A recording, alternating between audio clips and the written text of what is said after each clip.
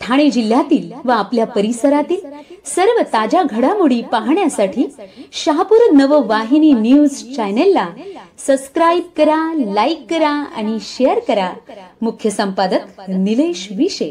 शिवसेना जिल्हा प्रमुख विश्वासजी थळे साहेब, आपले लोकप्रिय खासदार बाळामामा म्हात्रे, जयवंतजी देशमुख, शंकरजी खाडे, विद्याताई वेखंडे, अविनाश थोरात, दिलीप अधिकारी, रश्मिताई निमसे, कृष्णा भेरे, अरुण, सरकार कुणाचं निवडून आणायचंय याचा निकाल घ्यायचा आहे। या मतदारसंघामध्ये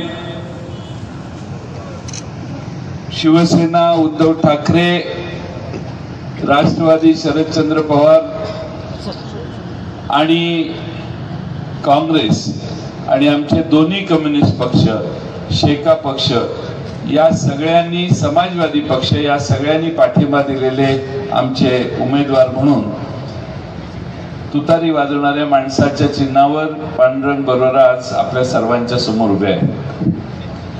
मी थोडीशी माहिती घेत होतो, मागचे 20 वर्ष काय काय झालं।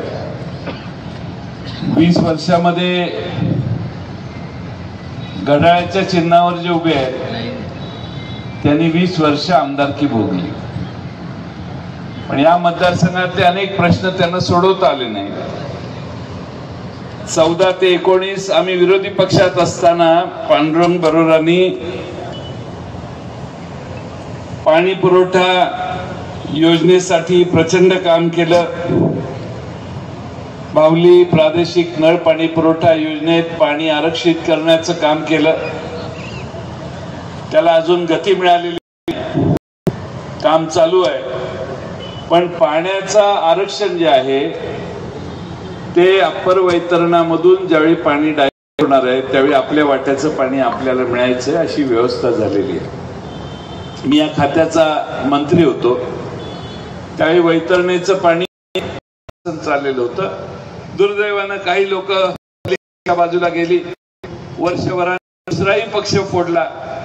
2 पक्ष महाराष्ट्रातले मराठी माणसांनी उभा केलेले फोडण्याचं पाप भारतीय जनता पक्षाच्या अकाउंटवर आता झालेलं आहे आणि त्यामुळं महाराष्ट्रामध्ये भारतीय जनता पक्षाचा दारुण पराभव होईल असं चित्र सर्व ठिकाणी दिसायला लागलं। आमच्या या मतदारसंघामध्ये आमचा फुटला त्यावेळी या ठिकाणी असणारे आमदार देखील तिकडे गेले। आता महाराष्ट्रानं निर्णय घेतलेला आहे की गद्दारांना या निवडणुकीत धडा शिकवायचा आणि म्हणून पांडुरंग बरोरांना निवडून देऊन दौलत दरोड्यांना धडा शिकवण्यासाठी आपण सगळ्यांनी कामाला सुरुवात केलेली आहे। उद्याच्या 20 तारखेला तुम्ही तो निकाल घ्याल यात माझ्या मनात शंका नाही। महाराष्ट्राचा वाटा नेहमी 15-15.5% असायचा। पहिल्यांदा इतिहासामध्ये महाराष्ट्राचा वाटा 2% कमी झाला, 13% आला। 2% म्हणजे काही लाख कोटी रुपयाची संपत्ती निर्माण करण्याची आम्ही कमी पडलो असा त्याचा अर्थ आहे आणि म्हणून महाराष्ट्र अधोगतीकडे चाललाय। आमच्या पोरांना नोकऱ्या नाही, आमच्या आया बहिणींची ज्या ठिकाणी ज्या पद्धतीनं कायदा व सुव्यवस्था आहे त्या पद्धतीनं बदलापूर सारख्या घटना घडल्यावर लक्षात येतं की महाराष्ट्रात कायद्याचं राज्यच नाही, महिला असुरक्षित आहेत, लहान बालकं असुरक्षित आहेत आणि म्हणून हे चित्र महाराष्ट्रातलं बदलायचं असेल तर आपल्या सर्वांना पूर्ण ताकदीनं महाविकास आघाडीचं सरकार आणण्याचं काम केलं पाहिजे। आज उद्धवजी सगळीकडे महाराष्ट्रात फिरतात, प्रचंड त्यांना प्रतिसाद आहे। शरद पवार साहेबांनाही प्रचंड प्रतिसाद आहे। 84 वर्षाचा हा नेता दिवसाला 7-7, 8-8 सभा घेतोय। काल तासगाव, इचलकरंजी, चंदगड, गडिंग्लज झाल्यावर अंधार झाला, गाडीनं कराडकडे जाऊन 10 वाजायच्या आत मग शेवटी व्हिडिओने त्यांनी भाषण पाठवलं आणि लोकांशी संवाद साधला। लोक हजर किती होती तर 20,000 लोक हजर होते। सांगण्याचा मतितार्थ हा की महाराष्ट्रभर यांचं स्वागत व्हायला लागले। याचा अर्थ मी काढतो की या महागाईला, बेकारीला आणि या सध्याच्या 2.5 वर्षाच्या काळात सरकारने जो अनर्थ केलाय त्याला बदलण्याची मानसिकता महाराष्ट्राची झालेली आहे. आपला आशीर्वाद मिळण्याची गरज आहे. मी महाविकास आघाडीचं सरकार येणारी आता काळ्या दगडावरची रेघ आहे, तुम्ही काही चिंता करू नका. आणि हे सरकार आपलं ज्यावेळी येईल त्यावेळी मला खात्री आहे की हे जे 5-6 प्रश्न आमच्या पांडुरंग बरोरांनी मांडले ते सगळे प्रश्न सोडवण्यासाठी सरकारची सगळी ताकद ही पांडुरंग बरोरांच्या मागे लावू. तुम्ही सगळ्यांनी आमच्या खासदार निवडून देण्यासाठी फार मोठे कष्ट घेतले. सर्व पक्षांनी त्यांना मदत केली. आज बाळामामा म्हात्रे दिल्लीला पाठवण्याचे कष्ट तुम्ही सगळ्यांनी घेतले. त्याच पद्धतीनं पांडुरंग बरोरांना मुंबईला पाठवा. महाराष्ट्राच्या विधानसभेत मी आपल्याला वचन की आपल्या मतदारसंघाचे सगळे प्रश्न सोडवण्यासाठी पूर्ण ताकदीनं आम्ही आपल्या मागे राहू.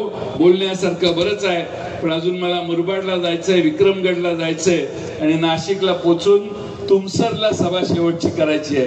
त्यामुळं भंडारा जिल्ह्यात जायचंय. त्यामुळं बोलण्याची इच्छा जास्त होती, पण वेळेअभावी बोलत नाही. मी विश्वासजी थळेंनी मतं मांडली त्याचा पूर्णपणाने समर्थन करतो. आज स्वर्गीय बरोरा साहेब आहेत, स्वर्गीय लोकनेते विठ्ठलराव खाडे साहेब आहेत, किंवा स्वर्गीय खासदार सोनूभाऊ बसवंत साहेब आहेत. यांची परंपरा आपल्या या तालुक्याला मतदारसंघाला आहे.